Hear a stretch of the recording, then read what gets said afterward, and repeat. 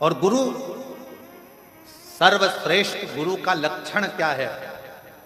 सर्वश्रेष्ठ गुरु वही होता है, एक राजा के महल में भी दीप लगाए तो एक गरीब की झोपड़ी में भी दीप लगाए तो समझना कि गुरु है।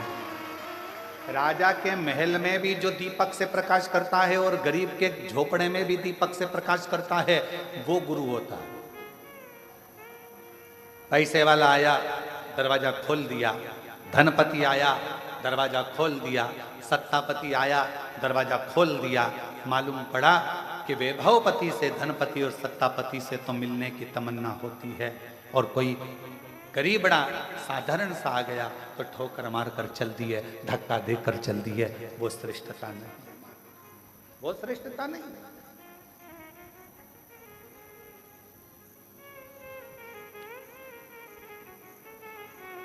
एक साधारण भी आए तो उसका सम्मान, और एक राजा भी आए तो उसका सम्मान, एक धनपति भी आए तो उसका सम्मान, और एक गरीबड़ा भी आए तो उसका सम्मान, उसके अपमान ना हो।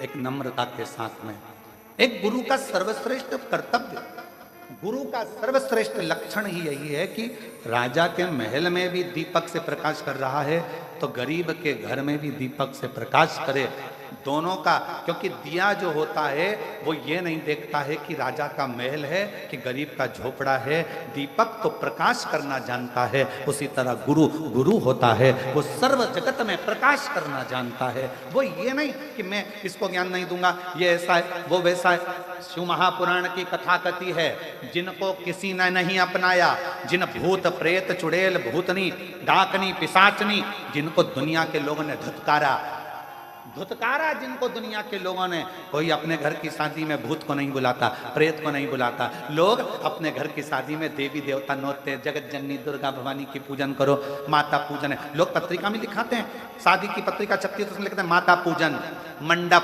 गणेश पूजन। तुमने कभी पत्रिका में देखा भूत पूजन,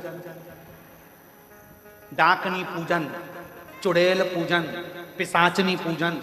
कभी तुमने पढ़ा? जम के तो बोलो, नहीं पढ़ा। क्यों? इनको कोई बुलाता ही नहीं।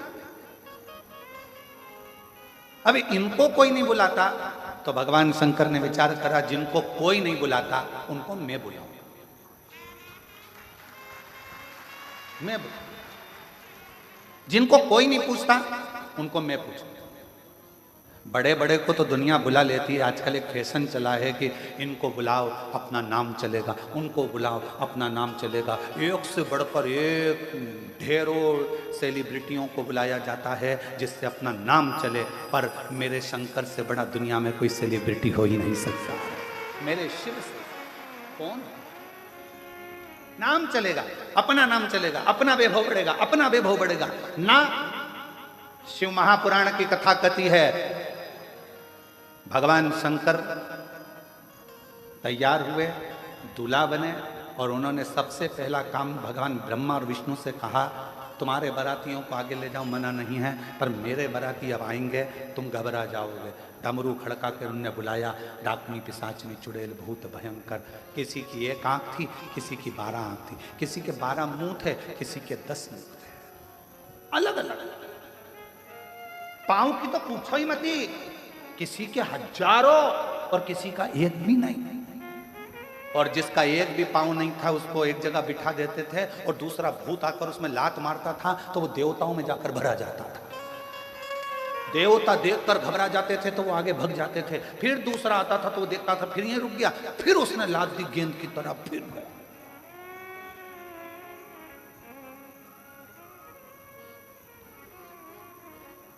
एक जगह पर भगवान शंकर का नंदी पहुंच गया, और वो जो बिना पांव वाला भूत था वो बैठा था। शंकर जी ने उसको हंसकर पूछा, क्यों रे, क्या हो गया? वो भूत बोला, बहुत देर से लोग मुझे लाती लात मार रहा है, बहुत देर, कुछ कृपा करो ना प्रभु, अभी पीछे से और आ रहे होंगे, फिर लात देंगे धर के। शंकर भगवान अपने भक्त को बल देते, तो शिव जी ने कहा उस भूत से, क्यों चिंता करता है, हल्का रहेगा तो लात मारेंगे, मेरा वर है तुझे, एकदम भारी हो जा, एकदम भारी पत्थर की तरह, फिर देखूं लात पड़े कि नहीं पड़े। फुटबॉल का मैच देखा है आप लोगों ने? फुटबॉल का, अरे जम के तो बोलो। फुटबॉल के मैच में एक अकेली फुटबॉल को इधर से भी लात, उधर से भी लात, इधर से भी लात, उधर से भी लात मारी जाती है। क्यों मारी जाती है? क्योंकि वो अंदर से खाली होती है। अगर वो फुटबॉल में रेत भर दी जाए, पत्थर भर दिया जाए, तो किसी के बाप में दम हो तो मार के बता। फुटबॉल खाली है तो लात पड़ रही है, भरा गई तो किसी में दम नहीं कि लात मार दे। शंकर भगवान हमेशा बल देते हैं। शिव जी ने कहा चिंता मत कर, अब कोई लात मारे तो उससे पहले मेरा नाम लेकर कल्ला जीवड़ा कर कठोर बनकर बैठ जाना, फिर लात नहीं पड़ेगी। तो कहा प्रभु फिर मैं आपकी बारात में चलूंगा कैसे? शिव जी कहते हैं जब इतना बल अंदर से आ जाएगा कि तू पत्थर की तरह हो जाएगा, तो अपने बल पर हाथ से चलकर आएगा, चिंता मत कर। चलेगा, दौड़ेगा। और वही हुआ, पीछे से एक भूत आया, उसने जो लात दी, लात देते से उसकी लात टूट गई। उसने सोच लिया अब अपन में इतना बल आ गया है तो अपने हाथ किस काम का आएंगे। उसने पांव की जगह हाथ से चलता चलता भगवान शिव की बारात में पहुंचा है, क्योंकि शिव बल प्रदान करते हैं। सबसे बड़ा बल देने वाला एक ही है, वो महाबलेश्वर देवाधिदेव महादेव है। शिव जी का एक नाम महाबलेश्वर है, क्योंकि वो बल प्रदान करता है। भगवान शंकर अविरल बल देते हैं, इसलिए उनका नाम महाबलेश्वर भी कहा। हाथ के बल पर चलते। कई लोग बहुत रोते हैं, अब हमारा क्या होगा रे भगवान, अब हमारा क्या होगा रे भगवान। भगवान कहता है क्यों चिंता करते हैं, जगत पर विश्वास कर कर देखा था, उसने धोखा दिया। जगत के लोगों ने ठोकर दी, अब खुद पर विश्वास कर, खुद को मजबूत कर। किसी की सामर्थ्यता नहीं कि कोई तुझे ठोकर लगा, खुद की। अपने आप को बुलंद करिए। दूसरे की चमक से कभी मत चमको, अपनी चमक बरकरार रखो। दूसरे की चमक से नहीं, अपनी चमक बरकरार रखो। विचार करा कि मेरे प्राण छूट जाए। कौशिक राजा की धर्मपत्नी मरने के लिए, प्राण छोड़ने के लिए बावड़ी पर, कुएं पर पहुंच गई। सामने से गालव ऋषि ने रोक दिया, क्या कर रही हो, कौन हो तुम? मैं कौशिक राजा की पत्नी। क्यों, हुआ क्या, क्या हो गया?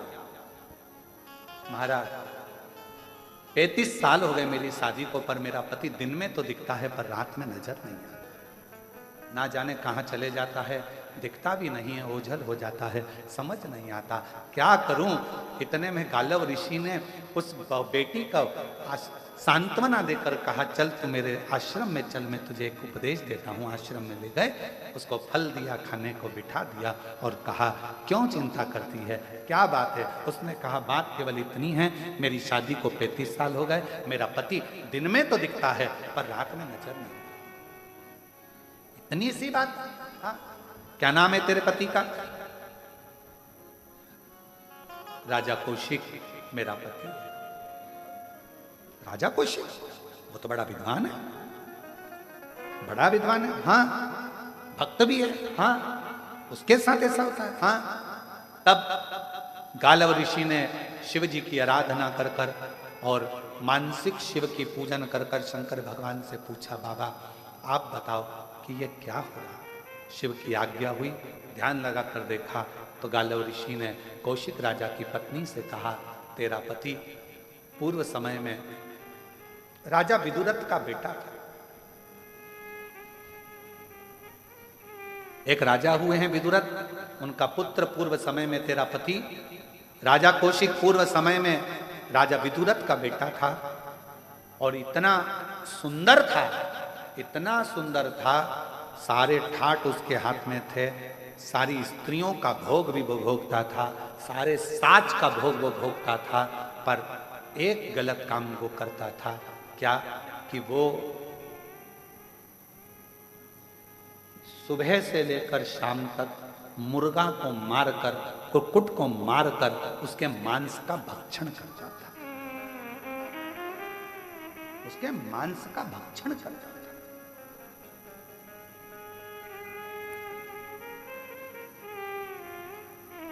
सारे कुक्कुट मारे जाने लगे।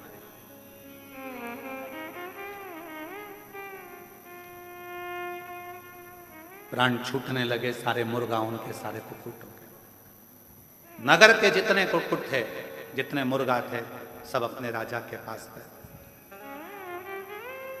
राजा का नाम था, मुर्गाओं का, कुक्कुट का जो राजा होता है उसका नाम होता है ताम्रचूर्ण। क्या नाम है? ताम्रचूर्ण। कुक्कुट का राजा, मुर्गा के राजा का नाम है ताम्रचूर्ण। ताम्रचूर्ण राजा के पास में गए, महाराज वो विदुरथ राजा का बेटा हमको मार मार कर खाता जा रहा है और हम सब कष्ट में हैं, कुछ करिए। ताम्रचूर्ण नाम का जो राजा था, मुर्गों का, जो कुक्कुटों का राजा था, वो भगवान का अविरल भक्त था।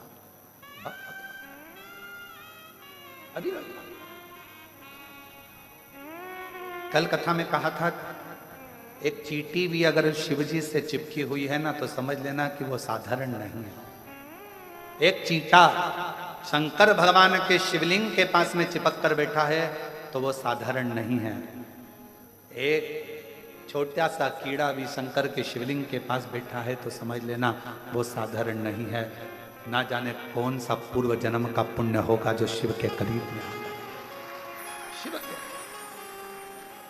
जितने भी शिव भक्त कुबेरेश्वर बाबा की धरा पर पहुंचते हैं, और अगर हम सीहोर में रहते हैं, कुबेरेश्वर बाबा के धाम में रहते हैं, तो हम इन भक्तों का दर्शन कहीं से भी एकांत से हम करते रहते हैं कि बड़े किस्मत वाले हैं जो बाबा के धाम में कंकर शंकर की भूमि पर आए हैं। ये शिव के कोई पिछले जन्म के अच्छे कर्म मुझे बाबा तेरा,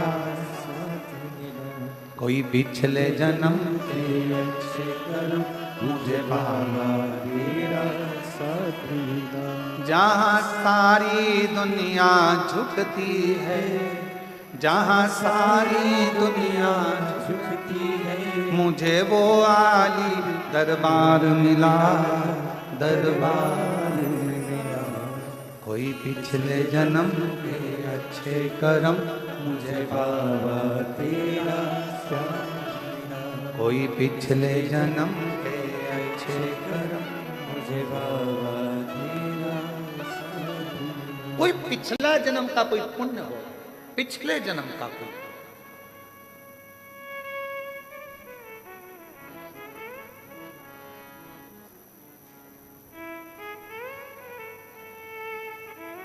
और पिछले जन्म का कोई पुण्य होगा जो आप शंकर जी के इस कुबेरेश्वर धाम में आकर बैठे। कोई पिछले जन्म का पुण्य होगा जो आप शिव जी की कथा को सुन रहे हैं। कोई पिछले जन्म का हमारा पुण्य होगा जो शिव जी की कथा को बाँच रहे हैं। कोई पिछले जन्म का पुण्य होगा जो बाबा की इस पवित्र धरा का लाभ ले रहे हैं। ये पूर्व का सुख, आज का नहीं।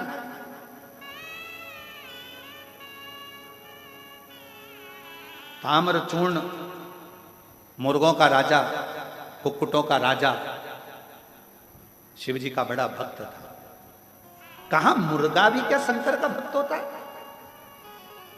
क्या मुर्गा भी शिव का भक्त? आंध्र प्रदेश के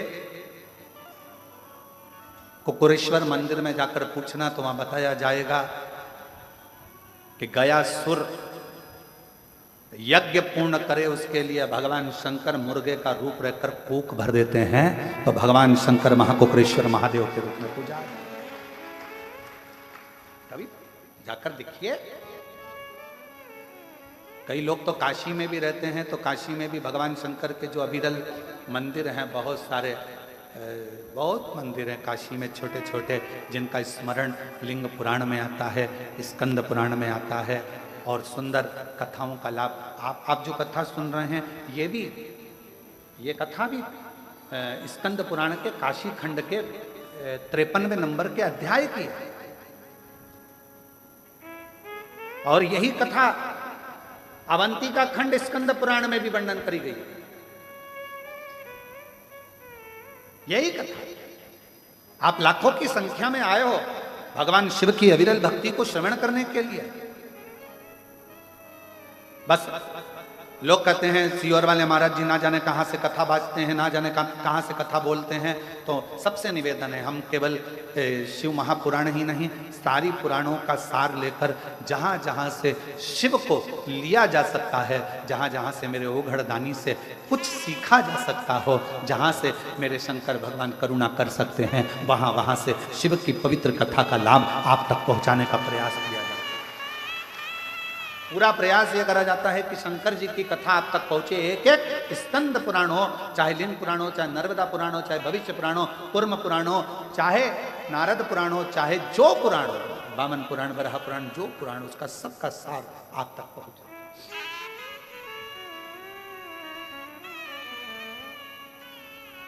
तो कहा ताम्रचूर्ण राजा, कुक्कुटों का राजा, मुर्गाओं का राजा, भगवान का उपासक था, और उस राजा के पास सूचना पहुंच गई कि ये विदुरथ नाम के राजा का बेटा तो हमको मार मार कर खाए जा rहा है और बहुत कष्ट दे रहा है, कुछ कृपा करिए, कुछ दया कर,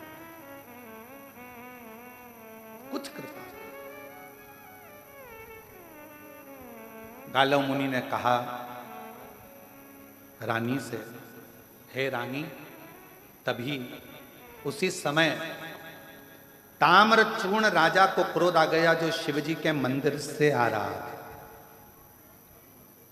जो शंकर की आराधना में डूबा रहता है, शिव की उपासना में डूबा रहता है, भगवान शंकर की आराधना में जो डूबा रहता है, धीरे धीरे धीरे धीरे शिव का अंश का भाव, उसमें एक अंश मात्र का शिव करुणा का भाव आने लगता है और उसकी वाणी भी सिद्ध हो जाती है। कबीरदास जी का एक प्रसंग सामने आता है कि कबीरदास जी के बेटे के पास में एक व्यक्ति आया और आकर किसी ने कहा कि इस व्यक्ति को शरीर में कुष्ठ रोग हो गया। कुष्ठ रोग? हमने सुना है कि आप ठीक कर देते हो। कबीरदास जी के बेटे ने कहा कोई बात नहीं। कबीरदास जी के बेटे ने 3 बार राम राम राम कहा और कहा जाओ तुम ठीक हो गए, और उसका रोग समाप्त हो गया। रोग समाप्त हो गया, कुष्ठ रोग मिट गया। कितनी बार राम राम बोला? जम के बोलो जरा। 3 बार राम राम बोला, कुष्ठ रोग समाप्त हो गया, वो चले गया। थोड़ी देर बाद कबीरदास जी आए और कबीरा बाबा ने पूछा, बेटा क्या बात है, ये जो बाहर गया ये कौन था? कहा इसके शरीर में कुष्ठ रोग हो गया था, बीमार था, आस लेकर आया था, इसलिए मैंने 3 बार राम राम राम राम कहकर उसका रोग समाप्त कर दिया। कबीरदास जी की आंख में जल छलक गया। कबीरा बाबा ने कहा अपने बेटे से, तुम्हारी भक्ति अभी प्रबल नहीं हुई है, तुम्हारा विश्वास अभी प्रबल नहीं हुआ, इसलिए तुम्हें 3 बार राम राम कहकर दुख मिटाना पड़ रहा है। जिस दिन तुम्हारा विश्वास और भक्ति प्रबल होगी, मुख से नाम नहीं निकलेगा, घट की जिह्वा में राम होगा और देख लोगे उतने में दुख कट जाएगा। केवल देखो और दुख कटे, समझ लेना कि तुम्हारा भगवान पर भरोसा बढ़ गया है। तुम्हारे देखने से, मात्र तुम्हारी दृष्टि से उसका दुख कटने लगा। केवल देखने से दुख कट रहा है, समझ लो कि तुम्हारा विश्वास उस इष्ट के प्रति, तुम्हारा भरोसा उस परमात्मा के प्रति और तुम्हारा सिद्धता उस मंत्र के प्रति बढ़ गई है। मंत्र। मेरी जीजियां, मेरे जीजा हो, मेरी बेटियां, बेटाओं, आप लोग कथा में आते हो, कुबेरेश्वर धाम आते हो, हम कहते हैं 108 बार श्री शिवाय नमस्तुभ्यम बोला करो। ये बोलने का इसलिए कहते हैं क्योंकि आपकी वाणी, आपका घट, आपकी जिह्वा, आपका मन, आपकी नेत्र, आपकी श्रवण शक्ति, आपकी वाणी पवित्र होती चली जाए और वो मंत्र आपकी घट के जिह्वा में ऐसा बैठ जाए। जब आप कुबेरेश्वर धाम से जाओ, कथा सुनने के बाद जाओ, तो आप जिसको देख लो उसकी जिंदगी सफल हो जाए, उसका दुख कट जाए, तो समझ लो कि जिंदगी का आनंद इसी को कहते हैं। कबीरदास जी ने अपने पुत्र से कहा, तुझे 3 बार राम राम कहना पड़ा, जरा विचार कर, मतलब तेरी सिद्धता पूर्ण नहीं हुई है, अभी सिद्ध कर। घट की जिभ्या में राम बैठा हो और मात्र दृष्टि दी जाए, एक बार देख लिया जाए, उतने में दुख कट जाए, तो समझ लो कि जीवन का आनंद है। दुख कट जाए।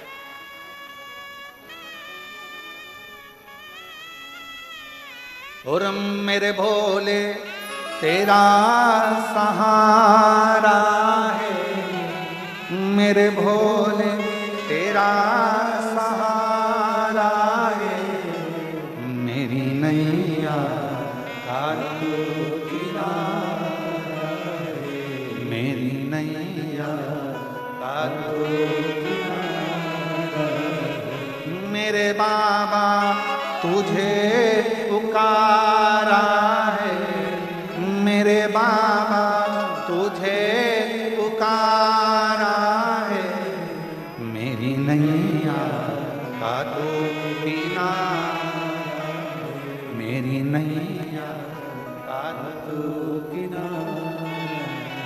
कोई शिव का भक्त, कबीरदास जी का पद याद रखना कि कबीरदास जी ने अपने बेटे से कहा था कि भगवान की ऐसी सिद्धता प्राप्त कर, ऐसा मंत्र जाप कर, ऐसा स्मरण कर कि बोलना भी नहीं पड़े और सामने देखा और उसको रोग मुक्त हो जाए, तकलीफ मिट जाए, कष्ट मिट जाए। मेरे शंकर भगवान अपने भक्त को एक वर बहुत जल्दी देते हैं। कौन सा वर देते हैं? तो कहा शिवजी अपने भक्त को वर देते हैं, तू मेरे परिवार का अंग है।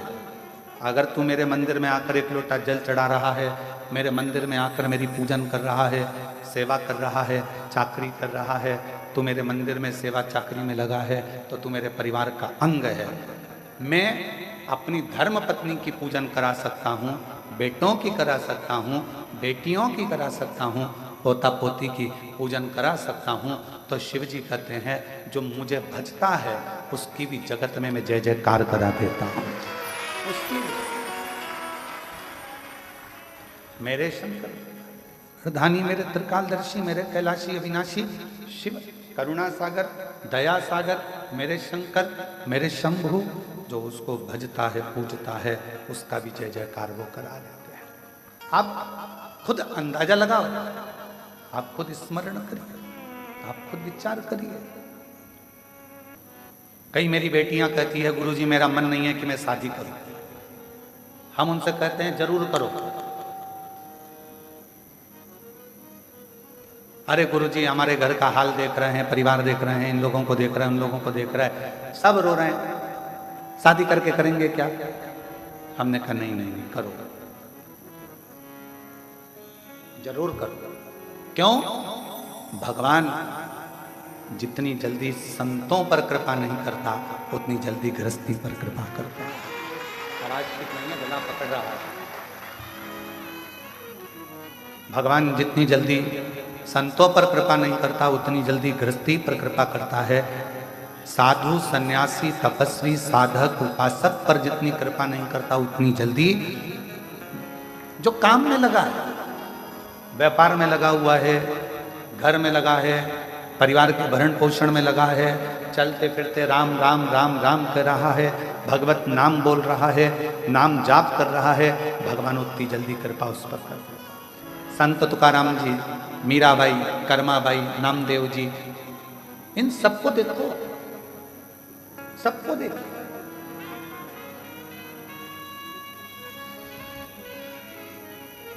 एक एक संत की लिस्ट उठाकर देखिए, प्रहलाद जी को देखिए, ध्रुव जी को देखिए, मीराबाई को देखिए, कर्माबाई को देखिए, जितने जितने जिन्होंने भगवान को प्राप्त करा उन्होंने अपना कोई घर नहीं त्यागा था, उन्होंने तो बस अपने भीतर के विकारों को, अहंकार को, काम को, लोभ को, आसक्ति को, तृष्णा को, वासना को त्याग दिया था, तो भगवान को मिलने में देरी नहीं, वो मिल गए। कलिकाल बढ़ेगा, लोग अपने अपने मत रखेंगे, कोई कहेगा नमः शिवाय बोलो, कोई कहेगा ओम नमः शिवाय बोलो, कोई कहेगा राम राम बोलो, कोई कहेगा हरे कृष्ण बोलो, कोई कहेगा ये बोलो, कोई कहेगा वो बोलो, कोई कहेगा इसको मत बोलो, कोई कहेगा ऐसा मत बोलो।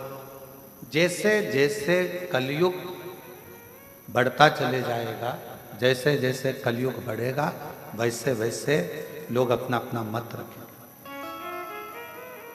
अब दुनिया के लोग अपना मत रख रहे हैं तो तुम भी अपना मत रखो।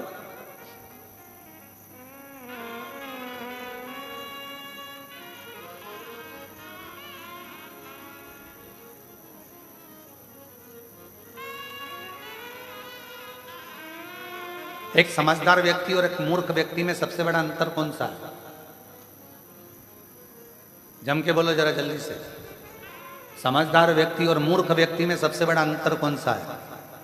समझदार व्यक्ति और मूर्ख व्यक्ति में सबसे बड़ा अंतर है, मूर्ख व्यक्ति के कान में कोई भी कुछ भी आकर भर कर चले जाता है और वो भड़क जाता है, और समझदार व्यक्ति पहले सोचता है, विचारता है, फिर उसका जवाब देता है, भड़कता नहीं है।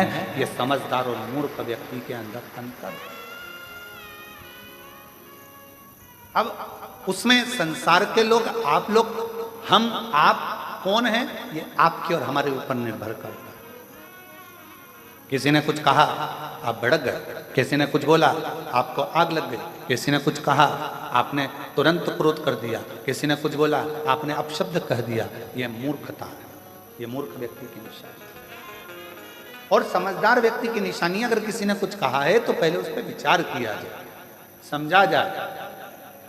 2 दिन, 5 दिन, 7 दिन, 3 दिन, 4 दिन, 1 दिन उस पर विचार करो, थोड़ा समझो।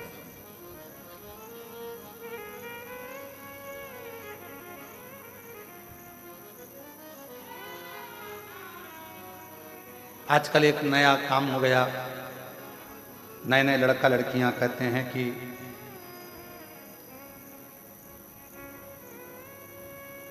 गलत भोजन में, नॉनवेज में दिक्कत क्या। मैं उन बेटा बेटियों से कहूंगा, कभी एक बार शिव महापुराण में नहीं पढ़ सकते तो एक बार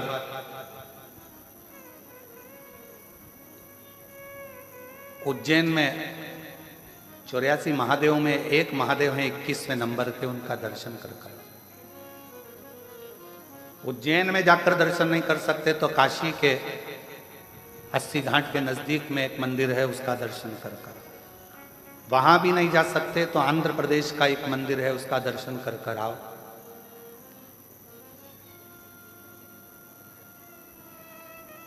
जिस मंदिर का नाम कुकरेश्वर महादेव। क्या नाम है भगवान का? कुकरेश्वर महादेव। अब कुकर किसको कहा जाता है? भगवान शिव का एक नाम कुकरेश्वर महादेव पड़ा, कुकर किसको कहा जाता है? कुकुट किसको कहते हैं? कुकटेश्वर महादेव उनका नाम पड़ा तो कुकुट किसको कहते हैं? कहा मुर्गे को कहा जाता है। किसको कहते हैं? जम के बोलो जरा। मुर्गे को। कुकुट किसको कहते हैं? मुर्गे को। तो शिव जी का नाम कुकरेश्वर महादेव कैसे हो गया? 84 महादेव में से 21वें नंबर के महादेव हैं कुकरेश्वर महादेव, जो कि रामघाट के पास में उज्जैनी अवंतिकापुरी में विराजमान। कुकरेश्वर महादेव काशी में 80 घाट के नजदीक में विराजमान है। कुकरेश्वर महादेव स्वयं आंध्र प्रदेश में विराजमान, कौड़ी जी के पास। कैसे नाम पड़ गए? जो लोग कहते हैं कि नॉनवेज अच्छा है, जो लोग कहते हैं कि मांसाहार ठीक है, जो लोग कहते हैं ऐसा ठीक है, जिनकी बुद्धि में आजकल के ज़माने में बिठा दिया जाता है कि गलत भोजन करो, गलत भोजन करो, गलत भोजन करो। मेरा उनसे निवेदन है, एक बार हमारे बाबा के दर्शन भी करो। बाबा का दर्शन। ये कितनी सुंदर कथा आती है कुकरेश्वर महादेव की। 84 महादेव में एक महादेव हैं। काशी में जो विराजमान है कुकरेश्वर महादेव, उनकी भी बड़ी रोचक कथा है। आंध्र प्रदेश में जो कुकरेश्वर महादेव विराजमान है, उनकी भी बड़ी रोचक कथा है। इन कथाओं को निकालो कि शिव जी को भी कौन सा नाम मिला? मुर्गे का नाम, कुकरेश्वर महादेव।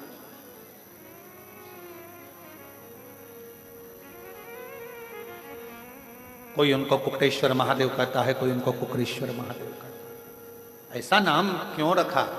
कहा एक कौशिक नाम के राजा हुए, बड़े विद्वान थे बहुत, और वो भगवान के मंदिर, देवालय, शिवालय तो जाते नहीं थे। बस अपनी मस्ती में रहना, अपनी प्रजा को कोई तकलीफ ना हो, अपनी प्रजा को कोई कष्ट ना हो, उसका ध्यान रखते थे और अपने काम में लगे रहते।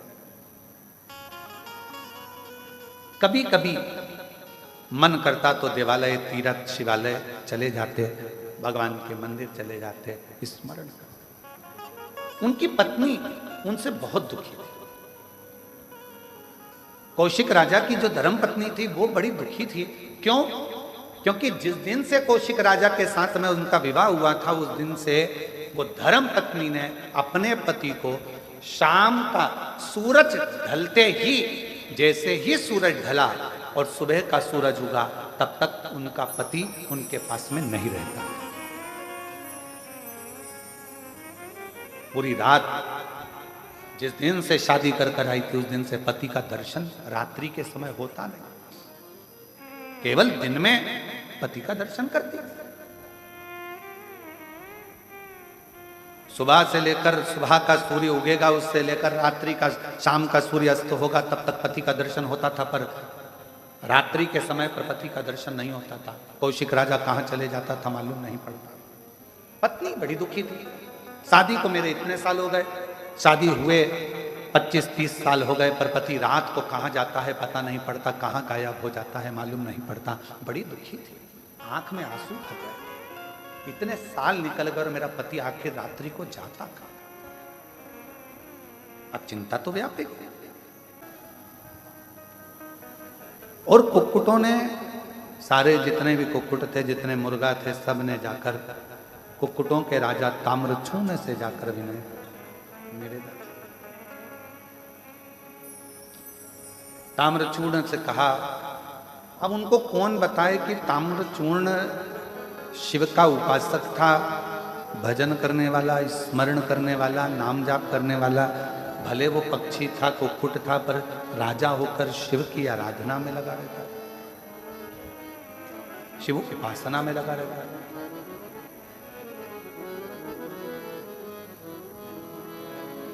कुक्कुट का राजा ताम्रचूर्ण गया और सीधे विदुरथ राजा के पुत्र के पास में, और विदुरथ राजा के पुत्र के पास में जाकर, विदुरथ राजा के पुत्र के पास में पहुंचकर,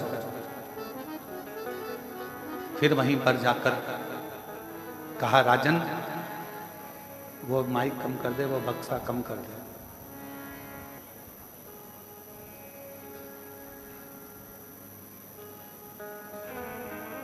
विदुरथ राजा के पुत्र के पास में जब ताम्रचूर्ण गया और ताम्रचूर्ण ने जाकर विदुरथ ये ठीक है, ये गड़बड़ है। ताम्रचूर्ण ने जाकर विदुरथ राजा के पुत्र के पास में जाकर कहा,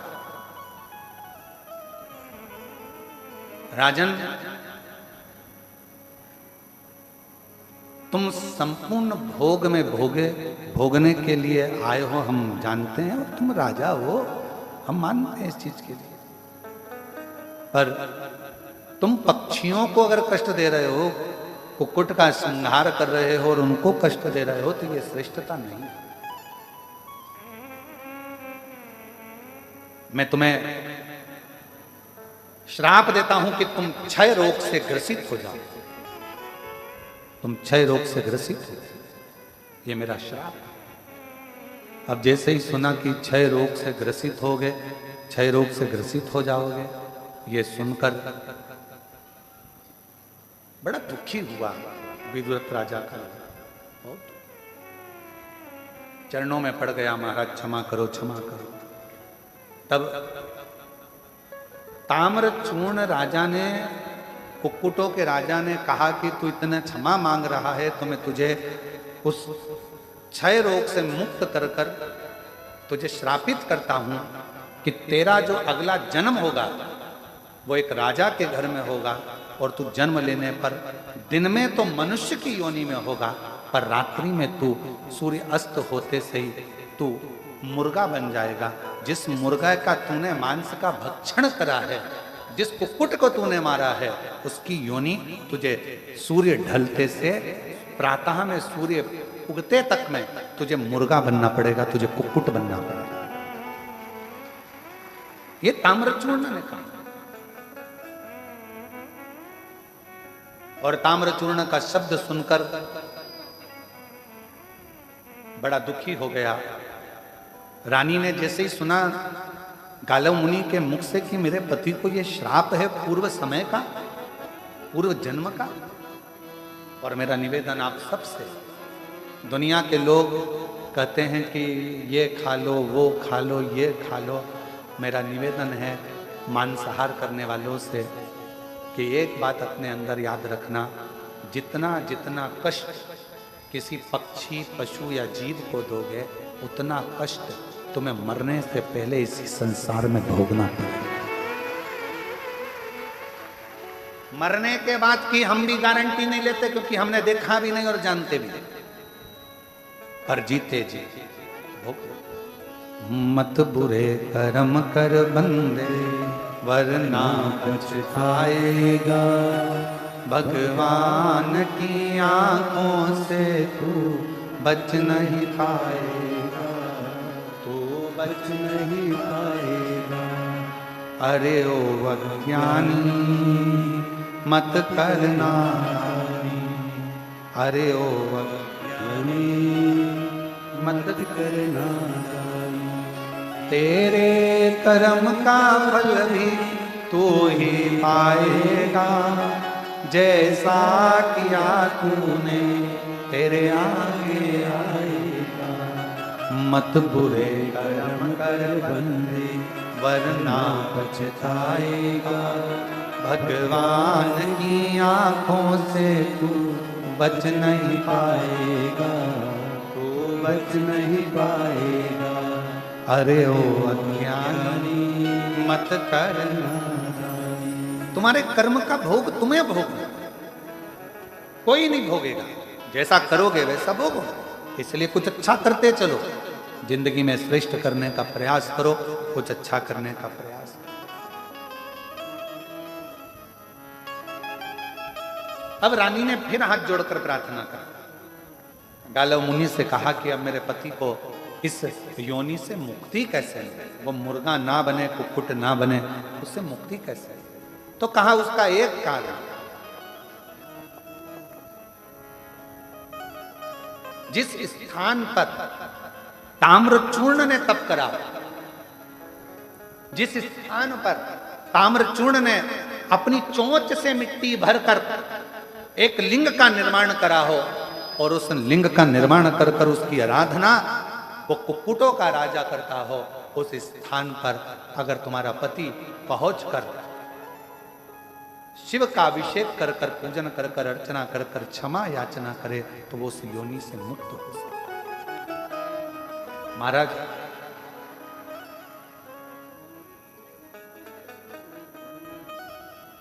जिस कुक्कुटेश्वर महादेव जिसको कहते हैं, कुक्कुरेश्वर महादेव कहते हैं, उसका एक नाम और है स्कंद पुराण में, पक्षी योनि विमोचन महेश्वर। पक्षी योनि विमोचन महेश्वर या पक्षी योनि विमोचन लिंग, इसके भी नाम से स्कंद पुराण में वर्णन आता है। इसका हम काशी में रहने वालों से कहेंगे कि एक बार कुक्कुटेश्वर महादेव का दर्शन, कुक्कुटेश्वर महादेव का दर्शन अवश्य करें। और यहाँ अवंतिकापुरी में जाने वाले जितने भी शिव भक्त हैं जो उज्जैनी अवंतिका का दर्शन करते हैं, उनसे कहेंगे 84 महादेव में एक महादेव 21वें नंबर के महादेव कुक्कुटेश्वर महादेव का दर्शन जरूर करो, जिससे आने वाले जीवन में अगर हमारी कोई कुल में, परिवार में कोई पशु पक्षी की योनि में भी अगर कोई पड़ा होता है, हम जब कुक्कुटेश्वर महादेव का दर्शन करते हैं, जल चढ़ाते हैं, तो उस योनि से हमारे जीव भी मुक्त होते चले जाते। तुम्हारे पति से कहो जाकर कुक्कुटेश्वर महादेव का दर्शन करें, जहां ताम्रचूर्ण ने उस लिंग का निर्माण कर भगवान शिव का दर्शन पाया था, और शिव जी ने वहां पर उस ताम्रचूर्ण को दर्शन दिया। महाराज कौशिक राजा ने पत्नी के साथ में जाकर पूजन आराधना करी, अर्चना करी और शिव की ऐसी कृपा हुई कि उस योनि से वो मुक्त हो गया। आपको मालूम है शिव जी के मंदिर में, शंकर के धाम में, शिव के स्मरण में हम लोग, आप लोग जब दंडवत करते हैं, प्रणाम करते हैं, भगवान को नमन करते हैं, तो उस शरीर के जमीन पर सोने पर ना जाने कितने कितने जीव ऐसे रहते हैं। वो जीव हमारी चित्त वृत्ति से, शिव नाम से, शिव उपासना से हमारा और आपका कल्याण कर देते हैं।